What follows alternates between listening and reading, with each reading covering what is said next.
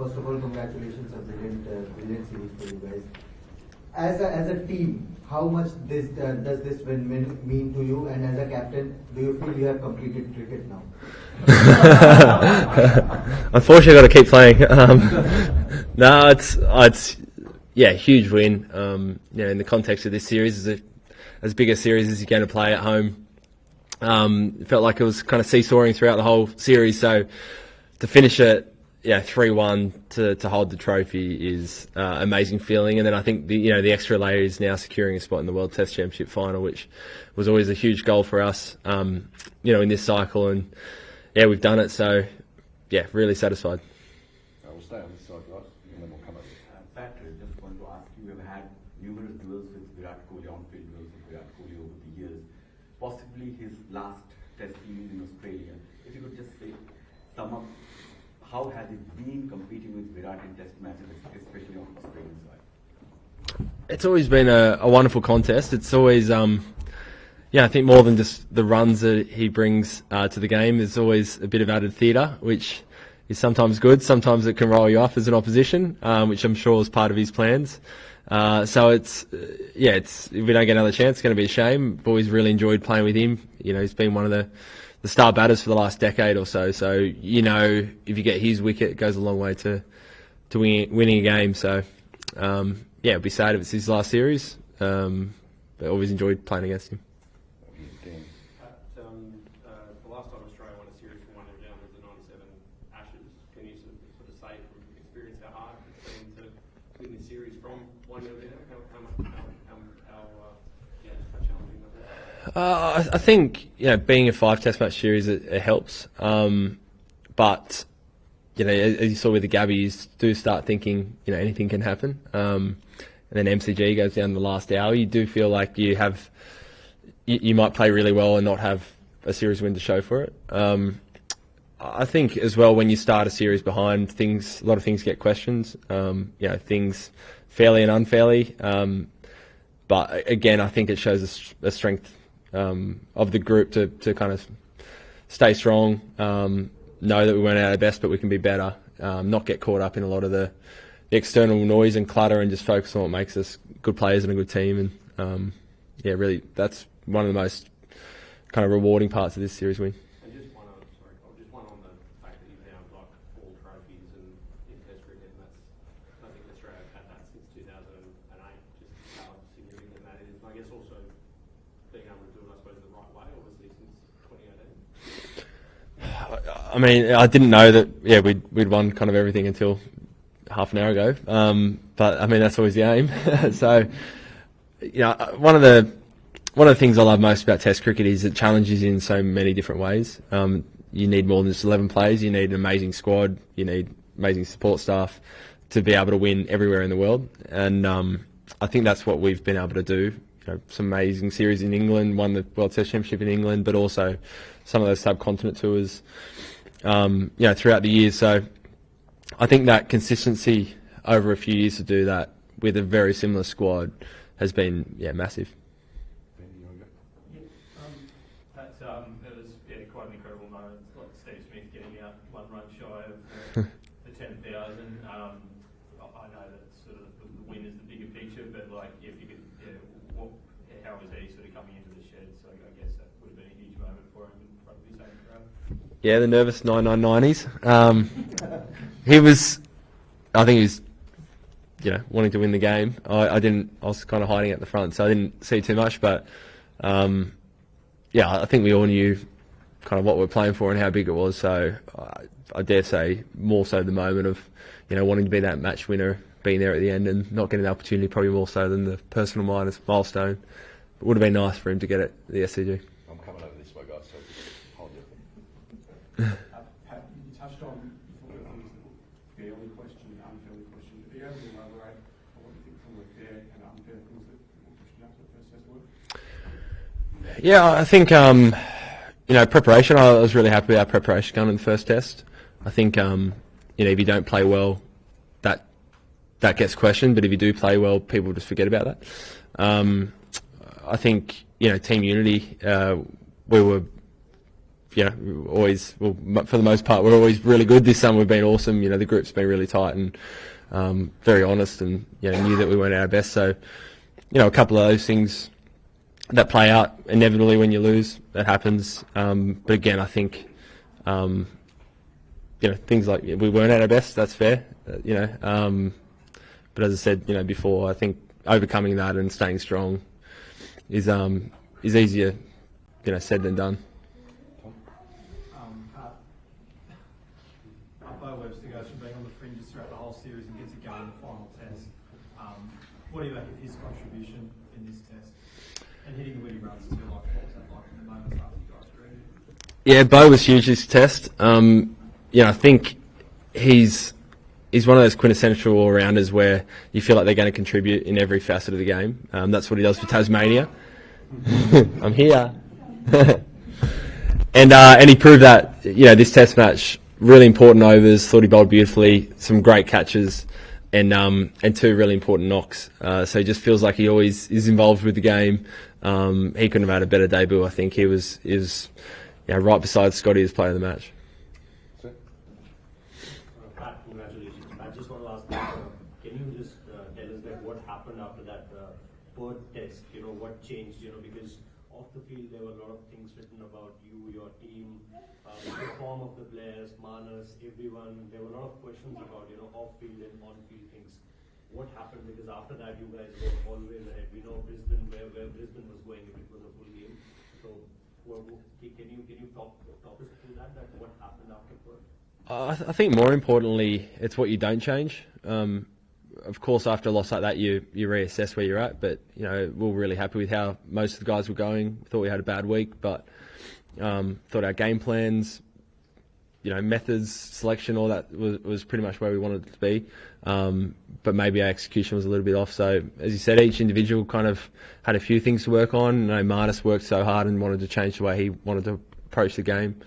For us bowlers, maybe a little bit execution as well as maybe some slight bowling changes once you've had a look at the opposition. But, I think you can very easily panic in those situations, change a lot. I think it's more important to realise we're still number 1 in the world. We're a very good team. Stay strong. Last one on the left. Playing in front of massive crowds in Adelaide and then in Melbourne and here in Sydney, how does it feel coming off the win, doing that for Australia in front of so many people? It's so much fun. I think, first of all, we all grew up watching Test cricket, loving it. So to be right there in the mix, you wouldn't want to be anywhere else in the world for these couple of months. Just wherever we went around the country, it was so well supported. Felt like everyone was talking about it. And yeah, just so much fun. Last week in Melbourne, I've never seen anything like it. And then it was much the same here in Sydney. People seeing hundreds of metres of people lining up at 7 o'clock in the morning to get in for day one. It's really special. It's, such a special sport that we get to play, and it just seems like every year it gets better and better. Can you start on the last one on the left? Pat, To your right. thanks, Carl. Pat, Andrew McDonald sort of said last night that that he was disappointed with the way that the Indian players sort of got around in Sam Cody's face after day one. The Indian coaches sort of just come in now and said that that it's soft to think that was the wrong thing to have done.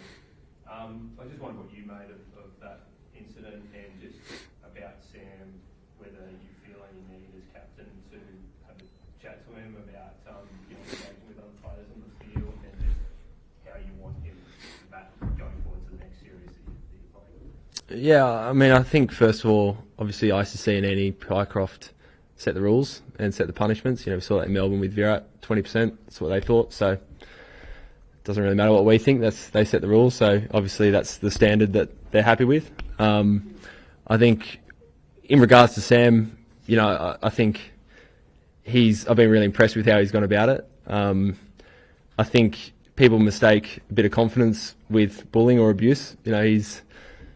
You're allowed to walk around with your shoulders puffed back and play a few cricket shots. I don't think that's illegal, but some people really take offence to that and want to kind of put him back in his place. So for us, it's always just, and we say the same to all our players, is just bring yourself every day. Be yourself.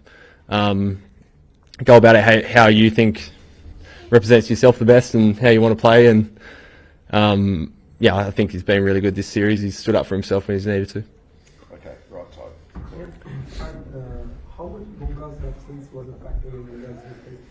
it have been a little more closer had Bumrah has been fit to go?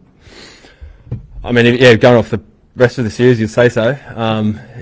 Every time he bowled, he seemed to have an impact and took some key wickets. So, yeah, no doubt that helped our chase a little bit. Thank you. Just in terms of your personal contribution, obviously, the wickets are there, but to be able to contribute to the lower order runs, which could potentially have been series changes, there is Malman here. How rewarding has it been for you to be able to do that? It's been really rewarding. I think over the last few years, how you bowl to the opposition tail and how we as a tail bat can really have decided a lot of test matches. So we put a big emphasis on that coming in. We wanted some really clear plans when we were batting, but also when we were bowling. And fortunately, I think just about all of us who got a chance in the tail at different parts made it tough for the opposition and stuck and did an important partnership when needed. Yeah, I'll work my way that way, guys. So I'll get to you. Pat, well done on the win. A lot has happened in the series in the opposite dressing room. You were surprised when Ashwin called it a day, and now this test, Rohit didn't turn up. He said that he's opting out of the game.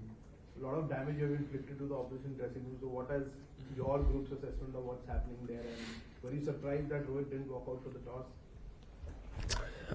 I think you're always surprised, when the captain kind of doesn't play.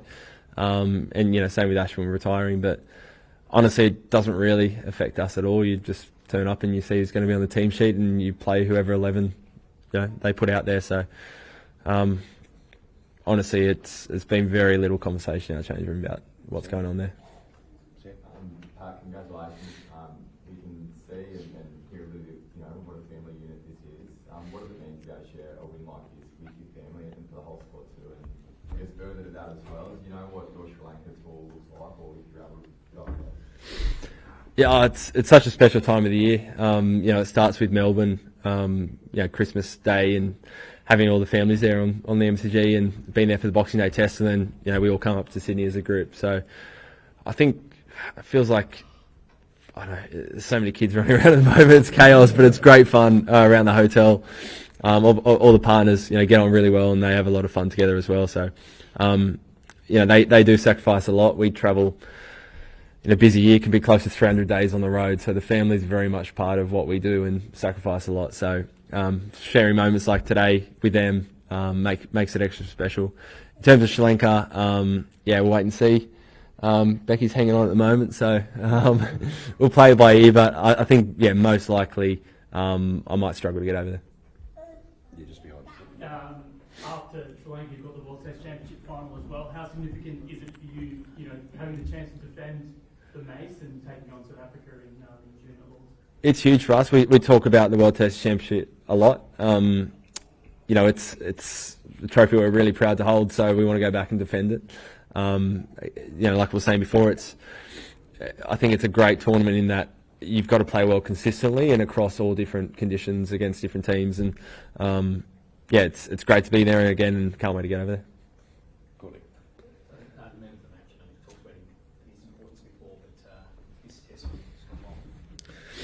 Oh, he's just so good, Scotty. I love him. Whenever he comes in, you just know he's a seasoned pro. He's been doing it for years for Victoria, and he's well and truly, good enough in Test cricket. He proves it time and time again. As a captain, he's a dream because he just loves bowling. He bowls uphill into the wind a lot of the time as well, so his figures are probably better than what they show. But he's just.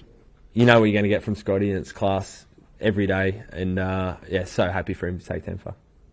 Ash, did you have it? You talked about Bow before, and we don't quite know when Cam's going to be back in the fold. But can you see a team where him and Bow feature in the same side? And you've had a picture from Cam and maybe Sam, can you see it working again? Yeah, of course. When you kind of build the package together, it's. You think if they're in the best kind of 6 batters, but also they can contribute a little bit with the ball. Both amazing kind of gully, second, third slip fielders as well. Absolutely. So, just because he's an all-rounder doesn't mean that we can't have 2 of them. Remo? Perhaps wondering what your thoughts on the pitch were, and were you slightly conflicted looking at it as a fast bowler and also as a captain who's 2-1 up in a series only needing a draw? It's very different to any other SCG pitch I've seen. Had a lot of bounce and obviously a lot of grass and seed movement. I think, it was. I probably prefer that to a flat, slow one that fizzles out to a draw. But it was definitely spicy. So, yeah, I think it's the same for both teams. I really like that the roundsmen try to put a lot of life into it. At times, it's probably doing a lot, but I think I'd much prefer Test cricket to be like that rather than fizzle out to boring draws. In giving you deciding to which start had to do to get up for this game, and also yourself playing 5 tests on the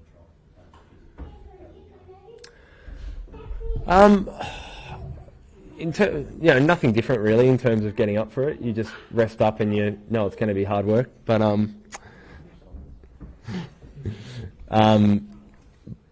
you know you're going to be fine. To be honest, probably a bit sorer than I thought it was going to be in that day 1 or 2. And Mitchie's a bit the same. I was feeling all right until I had to bowl and put the bowling shoes on. But I had a really good lead into the summer, so I actually felt like the first 4 tests I was as fresh as I've ever been for Test cricket, and this one, after I bowled, a bit sorer than normal, but just tired. Nothing to be worried about. So one last push and it's fine. For you, man, that's the WTC final, of course. But as a captain, you've won nearly everything. What's your motivation going to be going forward? Do you see yourself as a responsibility to have some kind of a succession at some point? And how does it feel talked at the press conference? It's such as, what do you think? I think, first of all, I just absolutely love what I do. So, that's probably the biggest driver in wanting to play Test cricket and work with this team and support staff, and I absolutely love everything about it. It's so much fun. So if I can keep doing it for a little while, even better. I think sorry, what was the second part of that? Succession. You always talk about it. Absolutely. We've got obviously 2 vice captains in the team. We've had 3 debutants this series. You're always balancing between kind of the here and now, but also you've got a bit of an eye to the future. So they're conversations that we always have. I don't think there's any point in doing things just for the sake of it. Those can play out over the next few years, but of course we're always thinking about that. And then it's great having Albs and Becky. They're gone now, but it's again being able to bring them on tour and once this Test match finishes, go back to just being a full-time dad and husband. Even a better job than being a Test captain. Love it, so feel very lucky. Right. I was just going to ask about Albie's fashion being better than yours, but maybe just again on captaincy, 5 Test match series. We've done a few of these now. The series scoreline says 3-1, but it's probably closer than that. So how much did you grow as a captain in the last 8 or 9 weeks? I don't know about the last 8 or 9 weeks. I think you definitely draw experience from past Ashes series or big series. I think probably one of the most important things is managing your resources throughout a 5 Test match series. So that's managing your bowlers' workload, but also your energy. Making sure you're not kind of riding the waves too much, and have a really strong process and try to stick to that for the 5 Test matches. I think, over this course of series, you got to look at their opposition, so maybe your plans change a little bit. You get a bit of a feel of the kind of the tempo, and you try and maybe tweak that. I'd say they're probably the things I think about most over the course of a 5 match series.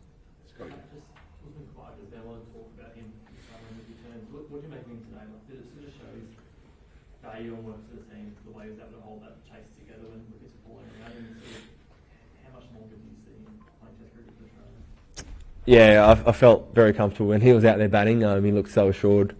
I think Aussies, we said it with Nathan McSweeney as well. It's literally doesn't get any harder than opening batting on these pitches against a quality bowling attack. It's the hardest job in cricket, and I thought he looked really good at times. Sometimes he got some really good balls. I think he looks like he's batting as well as any other time. So probably overall didn't get the runs he would have liked, but you get innings like today where he just shows his maturity and experience is so valuable. So yeah, who knows? You know, I know he always says age is just a number, so took some good catches in the field as well, still moving all right. So, yeah, no end date from our end. See, as long as he's still scoring some runs. Great. Thanks, everyone. Thank you. Ta.